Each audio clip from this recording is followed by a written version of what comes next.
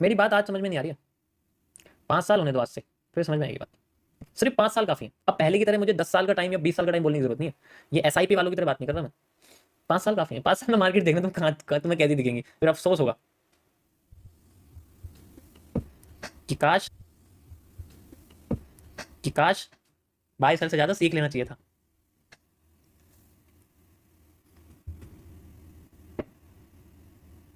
देखो क्या होता है कि मार्केट में दो तरीके से पैसे बनते हैं इसमें।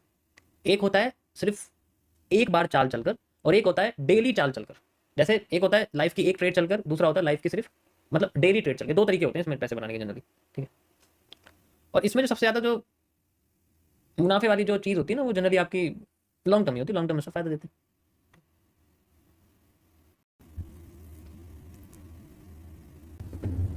सर कैपिटल की प्रॉब्लम है, प्लीज सॉल्यूशन। अच्छा कैपिटल की प्रॉब्लम है, तो एक काम करो आप ना, आराम से घर पे बैठो डेली। आपके पास आपके घर में एक पेड़ उग जाएगा और उससे डेली आपके 500 का नोट का एक पत्ता पैदा हुआ करेगा। उसको तोड़ना और अपने पास रख लेना। कुछ नहीं करना, कोई मेहनत नहीं करनी, ठीक है। मेहनत तो बेवकूफ़ करते हैं। वो पेड़ ले आओ, ऑनलाइन मिल जाएगा पेड़, है ना। उसमें से फिर पत्ते निकलेंगे। कभी कभी उसमें 500 का नोट दिखेगा, छोटा पत्ता हो तो 100 रुपये का नोट होगा, और छोटा होगा तो 20 रुपये का। तो देखो जितना वेट करोगे उतना ज़्यादा बड़ा नोट मिलेगा। 500 ज़्यादा बड़ा मिल नहीं सकता, तो अगर वो छोटा सा पत्ता आया तुमने उसे तोड़ लिया तो 10 का नोट समझ लो। थोड़ा और वेट कर लिया तो फिर 50 का नोट समझ लो। जिसमें इतना पेशेंस है, मैं पेशेंस रखूंगा कि मैं पूरे पेड़ को बनने दूंगा। जब पत्ते बहुत सारे हो जाएंगे, 5 एकदम तोड़ूंगा फिर सारे, ठीक है। देखो कैसे कर सकते हो, कुछ भी नहीं करना तो यही पेशेंस ही कर लो। ऐसे ही आपके पास कैपिटल इकट्ठी हो सकती है। अब मैं थोड़ा सा आपको आज के टॉपिक के बारे में बताता हूँ जो मैंने बताया था। देखो आज का टॉपिक बेसिकली उन लोगों के लिए समझने के लिए है जो लोग लॉन्ग टर्म में सोचते हैं, जो मेरी तरह लॉन्ग टर्म में सोचते हैं, ठीक है। ये उनके लिए है। तो इसे समझने में थोड़ा सा टाइम लगेगा, तो एनालिस ये जो एक्सप्लेनेशन है थोड़ा सा लंबा चलेगा, ठीक है। और जो मैं बताऊंगा ये थोड़ा सा डीप है, और प्लीज़ इसको ज़्यादा सीरियस ना लें। इन्वेस्टमेंट नहीं है ये, जस्ट एक एक्सप्लेनेशन है, इन्फॉर्मेशन है मार्केट की, ठीक है। यहाँ मैं आपको बताऊंगा किस जगह पर मार्केट के किसी भी एसेट की वैल्यू ज़ीरो कब हो सकती है, और हुई भी है। ऐसी कौन सी कंडीशंस हैं, ऐसी कौन सी इकोनॉमिक कंडीशंस होती है जिनसे उनकी वैल्यू ख़त्म भी हो सकती है। दूसरा ये है कि क्या हमें लीवरेज यूज़ करना चाहिए लॉन्ग टर्म में या नहीं, उसका आंसर भी मैं आपको दूँ, ठीक है।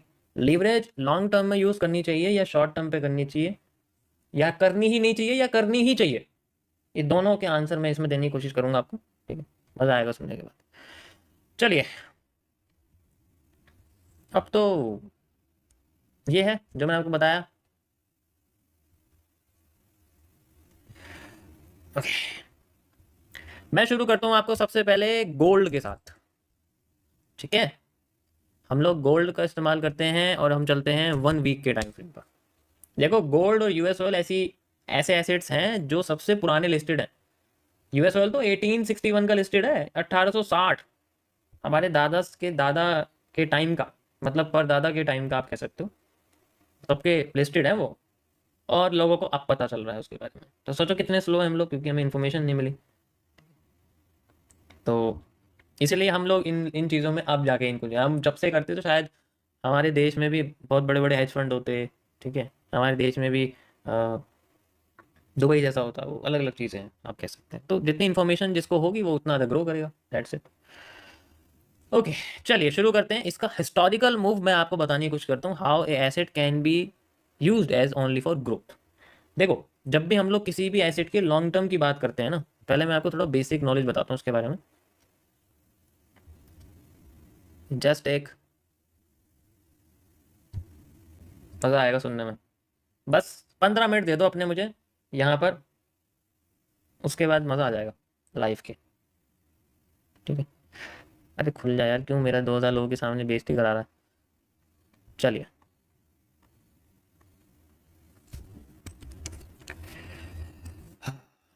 आज मैंने वाइट पहना है ना।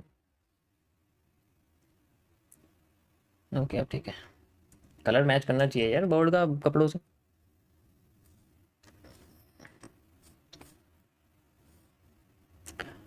ओके गाइस, सो यहाँ पर मैं आपको कुछ लार्जर टाइम फ्रेम का, ठीक है, मैं धीरे धीरे करके बोलूँगा ताकि हर एक किसी को पता चले। लार्जर टाइम फ्रेम का कुछ माइंडसेट आपको क्रिएट करके बताता हूँ। Why the larger time frame is most important. देखो मेरी नज़र में बैंक की फिक्स डिपॉजिट से ज़्यादा अच्छा एसेट्स को होल्ड करना होता है। ये मेरा मानना, ठीक है, मैं किसी को नहीं बता रहा, ये मेरा अपना मानना, ठीक है। तो larger time frame always gives reward, कभी निराश नहीं करता ये, ठीक है। 78% एसेट्स कभी भी निराश नहीं करते, ठीक है? कभी भी निराश नहीं करेंगे हमेशा, ठीक है। यहाँ पर हमें कुछ ना कुछ इसमें देखने को मिलेगा। तो ये जनरली मेरे हिसाब से किसी भी बैंक के रिकरिंग डिपॉजिट या फिक्स डिपॉजिट से ज़्यादा प्रॉफिटेबल मैं इन्हें मानता हूँ, और ठीक भी है, सेफ भी है, ठीक है। इनको ट्रांसफ़र भी कर सकते हैं, दैट्स इट। अब जैसे लार्जर टाइम फ्रेम की बात करिए तो यहाँ पर सिर्फ शुरुआत होती है 1 वीक से, ठीक है, 1 वीक से लेके और एंड होती है 3 मंथ्स तक। 1 वीक का मतलब क्या हो गया? 1 वीक का मतलब हो गया एक कैंडल का जो टाइम है, कैंडल क्लोजिंग टाइम है ये, this is the candle closing time.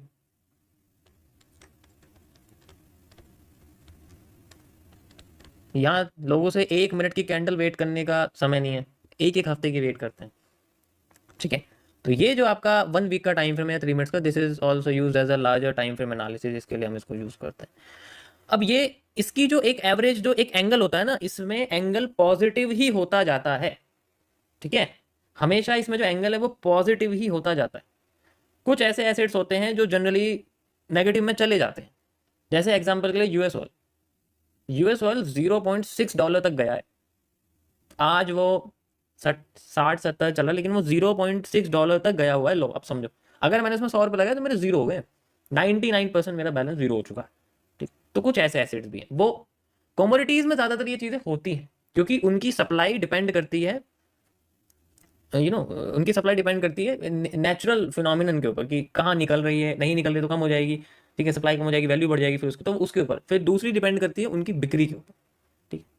ये सारी चीज़ें यहाँ पर, बाकी और किसी में इतना फर्क नहीं पड़ता, किसी भी टेक कंपनी में ऐसा नहीं होता, क्योंकि उनकी सप्लाई डिपेंड करती है यूसेज के ऊपर, उन्हें यूज़ कितना कराया जा रहा है।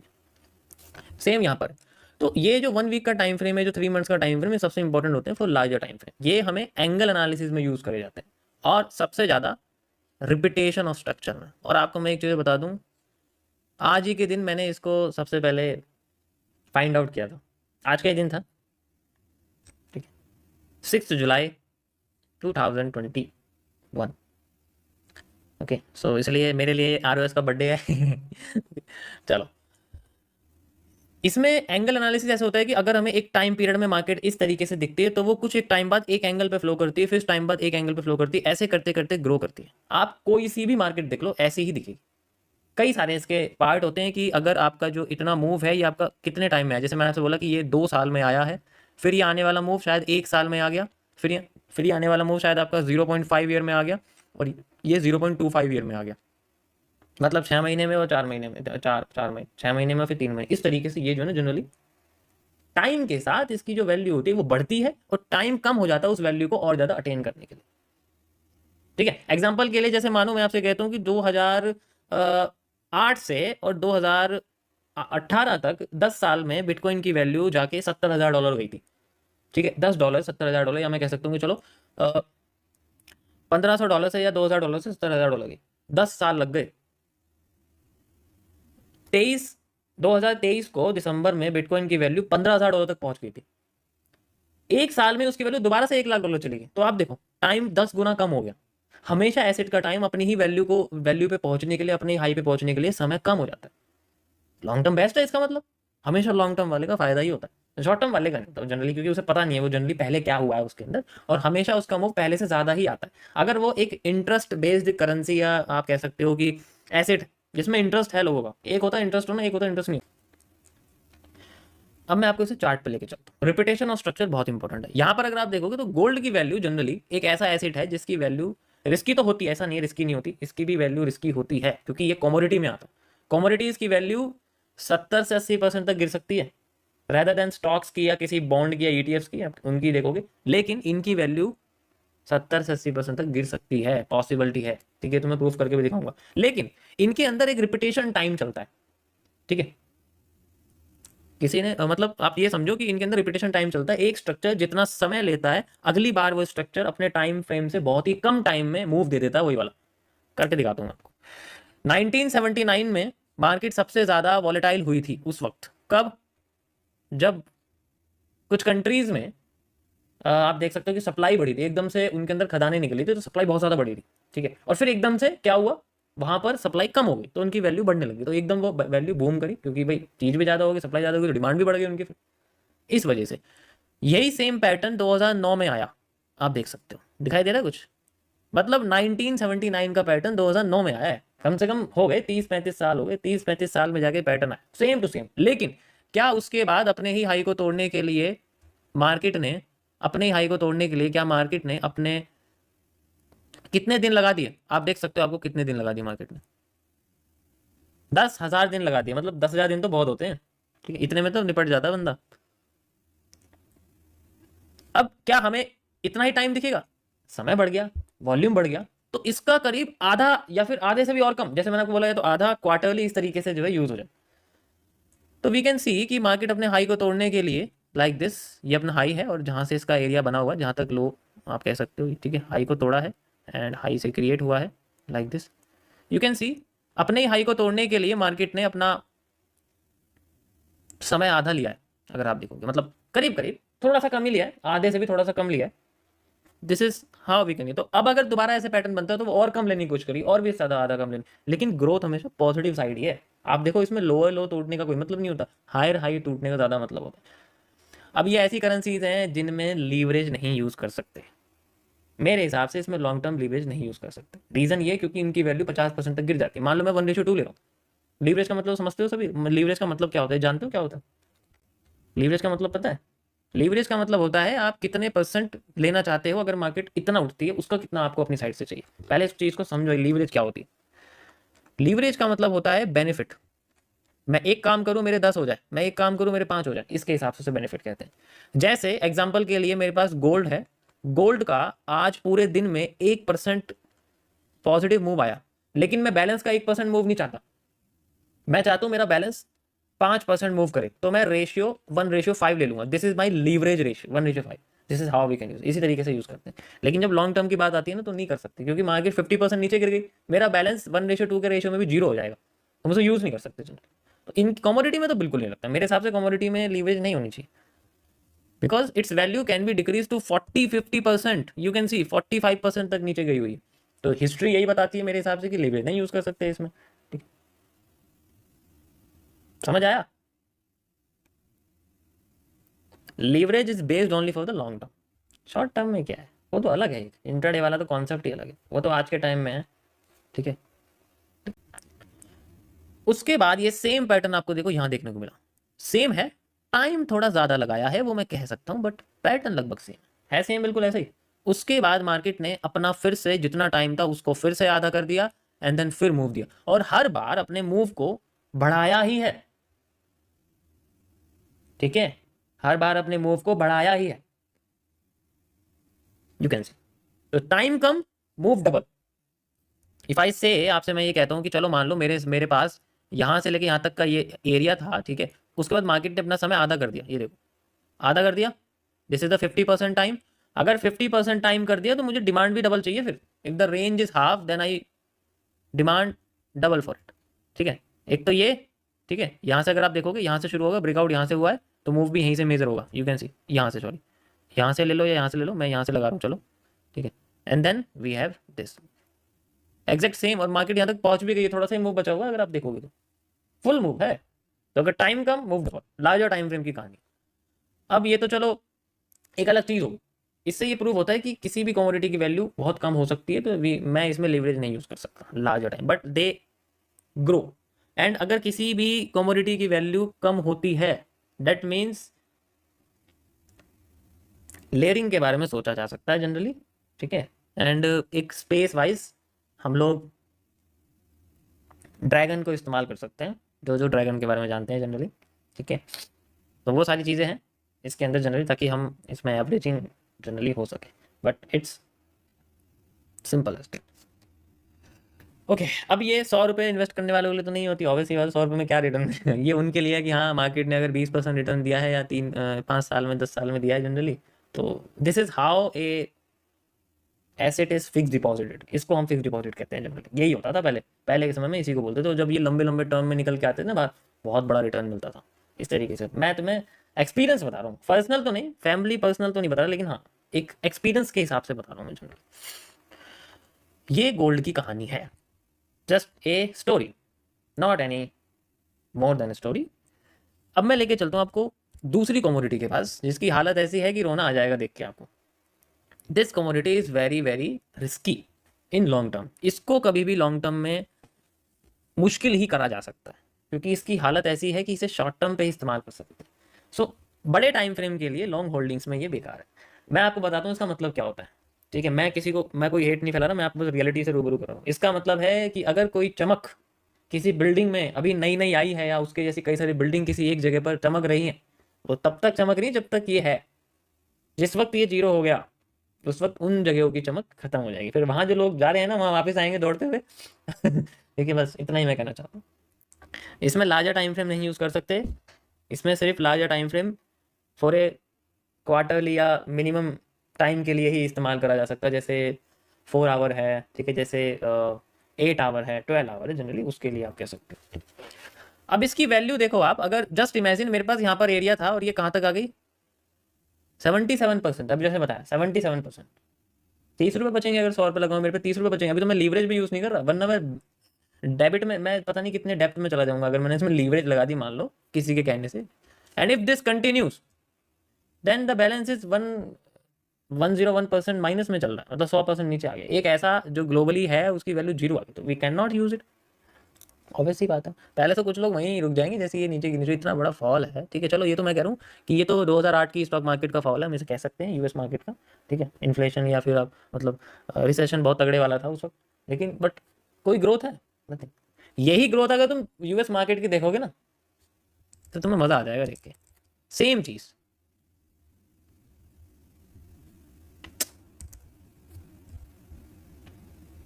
अरे यार ये दिखा नहीं रहा, चलो छोड़ो, कोई दिखा था तो मैं बता दूँ। अच्छा है नहीं दिखा था, स्टॉक एनालिसिस हो जाता वरना। दिस इज हाउ इसको इस्तेमाल करा जा सकता है सिर्फ डे ट्रेडिंग में, इंट्राडे में कह सकता हूँ मैं, उसमें ही, या डे एनालिसिस में, इंट्राडे एनालिसिस में, वन वन मंथ एनालिसिस में, मंथली एनालिसिस में यूज़ कर सकते हैं इसको हम लोग। इससे ज़्यादा हम इसे यूज़ नहीं कर सकते, ठीक है। ये जो फॉल है ये 2008 का है, 2000 उस वक्त का है, ठीक है। ये जो फॉल है ये आपका कोविड-19 के समय का है, क्योंकि पूरी ग्लोबल इकोनॉमी रुक गई थी, तो तेल का यूज़ ही क्या है, नथिंग, वैल्यू ही नहीं है, फिर जीरो होगी वैल्यू। उसके बाद ही तो कुछ कंट्रीज़ हैं जो आज चमक रही हैं, क्योंकि वैल्यू इनकी 100 गुना हो गई, मतलब इनको अपनी परसेंट का करीब जिन्होंने यहाँ पर लिया हुआ उनको अच्छा खासा कुछ मिला है ना, इसलिए कुछ चमक रहे हैं आज की डेट में। दोबारा अगर जीरो होगी तो फिर वैसे ही हो जाएंगे, फिर नज़र नहीं आएंगे। तो बस यही कहना चाहता हूँ मैं कि ये जो क्रूड ऑयल है, ये जो यूएस ऑयल, इसको सिर्फ छोटे टाइम फ्रेम पे यूज़ कर सकते हैं, ठीक है। जैसे 30 मिनट्स हो गया, 4 आवर हो गया, दिस इज बेस्ट, इससे ज़्यादा नहीं। समझ आया? इसमें समझ आया थोड़ा सा क्या है क्या नहीं है। अब इसी तरीके से जैसे मैंने आपको बिटकॉइन बताया, बिटकॉइन है ये, ठीक है। बिटकॉइन का तो मैं ऑलरेडी आपको शायद बता चुका हूँ, बिटकॉइन का मैंने एनालिसिस कर दिया कि ये किस तरीके से अपने टाइम के साथ ये भी इंक्रीज करती है। ये भी हाईली रिस्क आप कह सकते हो कि एसिड है, जिसमें हमें जनरली वैल्यू इतनी ज़्यादा नहीं दिखती जो होल्ड कर सके, ये होल्डिंग वाली नहीं है, ठीक है, जनरली ऐसा होता है। बट इसके अंदर भी वही है कि जो वैल्यू है उसी को यूज़ कर सकते हैं, इसमें लीवरेज तो नहीं कर सकते क्योंकि हाईली रिस्की है इस वजह से। लेकिन हाँ इसकी वैल्यू जीरो नहीं हो सकती, ये बिल्कुल है, क्योंकि अब इतनी ज़्यादा मार्केट कैप हो चुकी है, तो जीरो तो होने का कोई चांस ही नहीं। हाँ ये हो सकता है कि एकदम 50% नीचे गिर जाए, बट जीरो का तो कोई चांस नहीं है। यूएस ऑल से तो बहुत सेफ है, जितना मुझे दिखता है ये यूएस ऑल से तो बहुत ज़्यादा सेफ है ये, रेदर देन। और अगर कल को मैं यूएस ऑयल का नहीं है तो ये कोल्ड वॉलेट में भी रह सकता है, दोनों चीज़ सेफ है इसमें, लेकिन वो इससे ये उससे ज़्यादा सेफ है, बहुत सेफ है, and it's highly volatile then it's, ठीक है।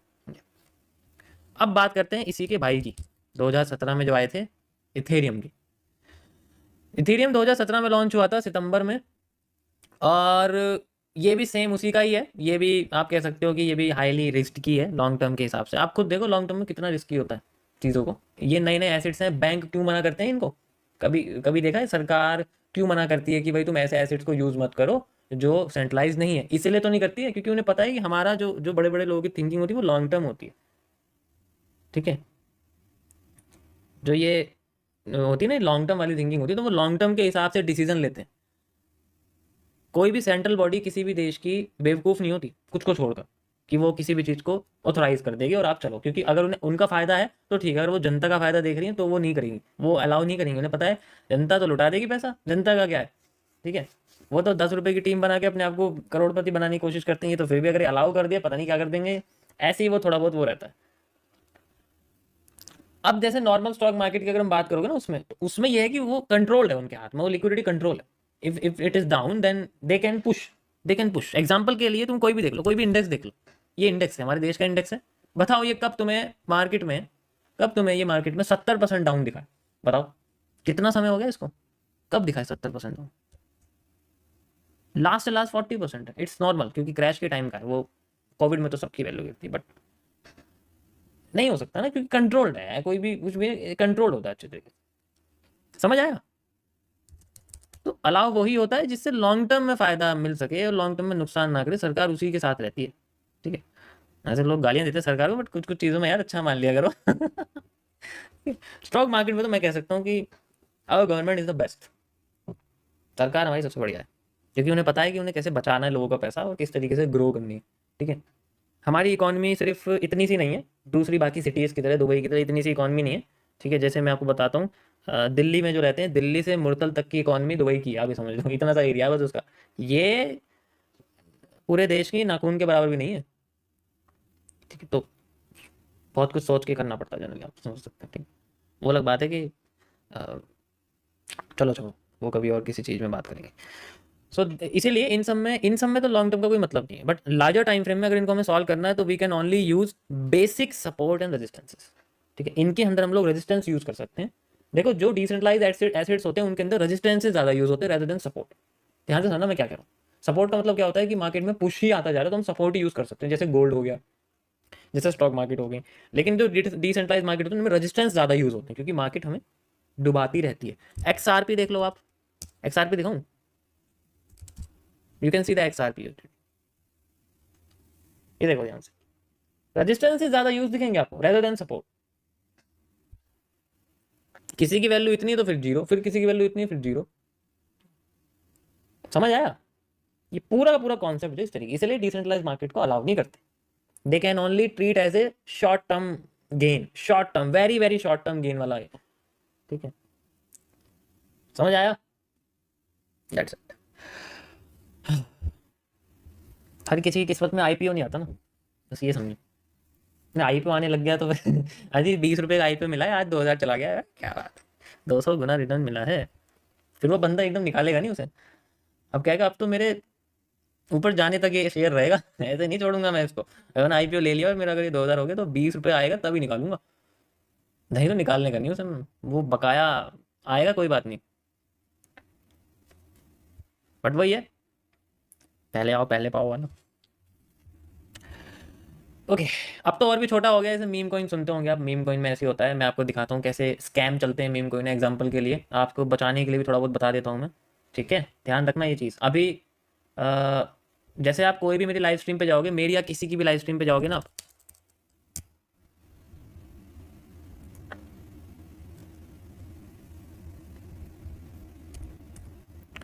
जैसे आप किसी भी लाइव स्ट्रीम पे चले गए, मेरे कल की लाइव स्ट्रीम पे चले गए, तो यहाँ पर आपको कई सारे कमेंट दिखेंगे, ये दिख रहे हैं आपको, ये सब मीम कॉइन्स हैं। और ये लोग क्या करते हैं, ये क्या करते हैं, ये रग पुल करते हैं।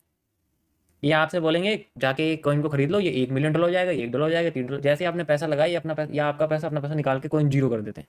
दिस इज कॉल्ड रग पुल, और कुछ कंट्रीज में ये लीगल है, इसलिए ऐसा करते हैं।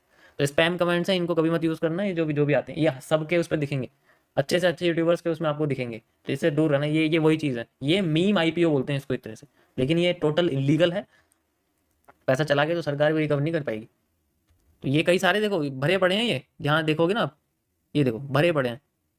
नाइस वीडियो, नाइस क्रिटिसिज्म, मैंने तो क्रिटिसिज्म कराई नहीं, अपने आप ही बोल रहा है, देखो बॉट है ना, इसे पता ही नहीं क्या कर रहे हैं। लास्ट हमारे सामने बचता है, last and one of the most important, forex के कुछ पेयर्स। एग्जाम्पल के लिए मैं आपको दिखाता हूँ USD INR, ठीक है, ये देखो आपका यूएसडी आईएनआर।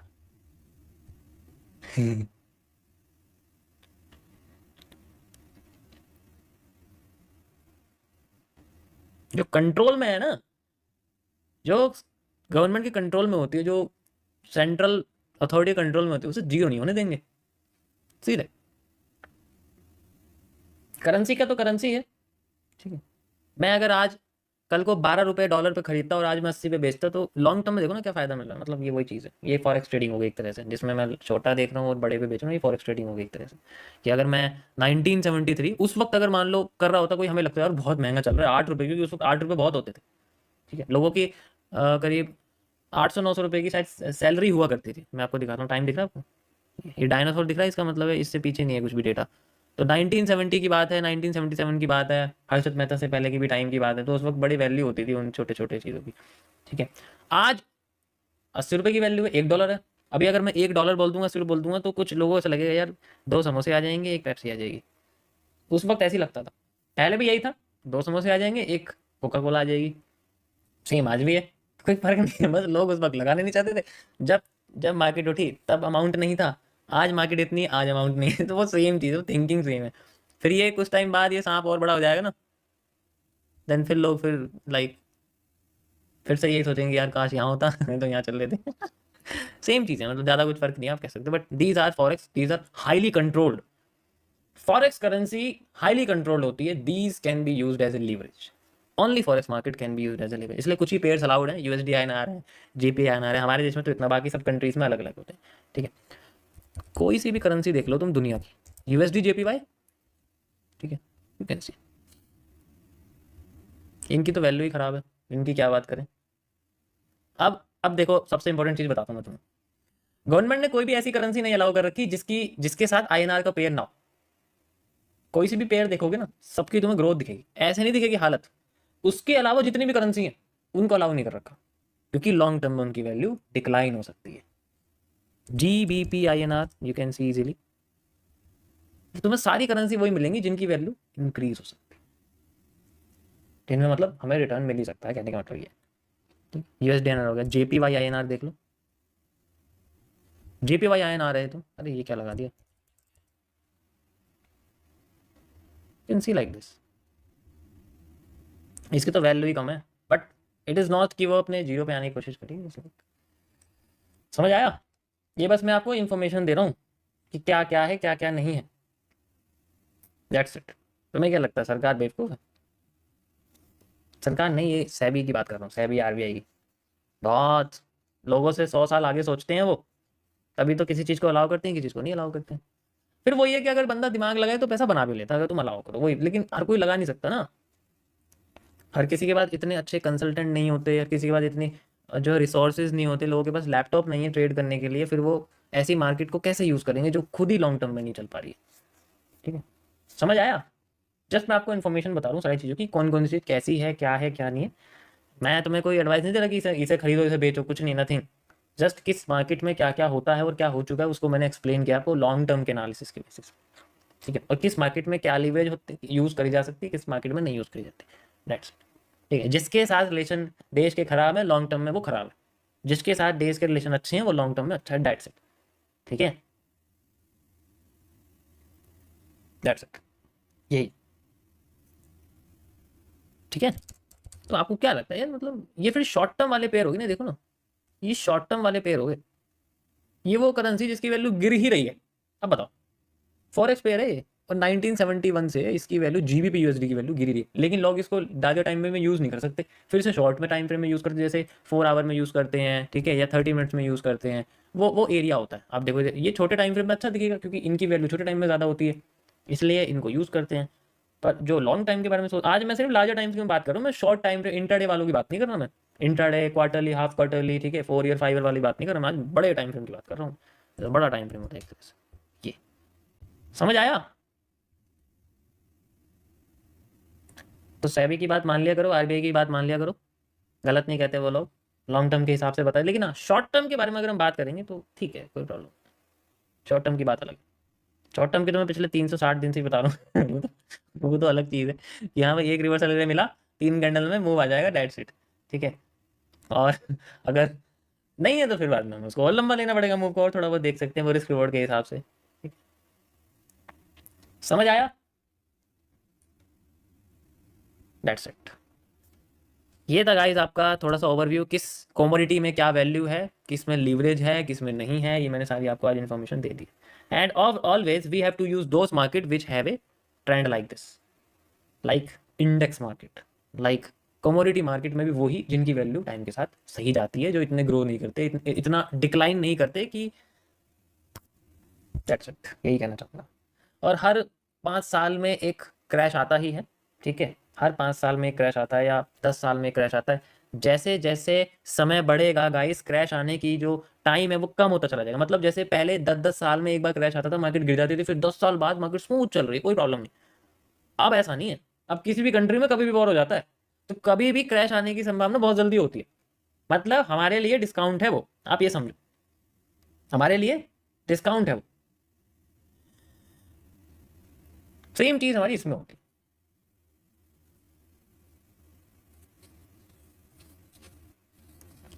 समझ आएगा इस सभी को?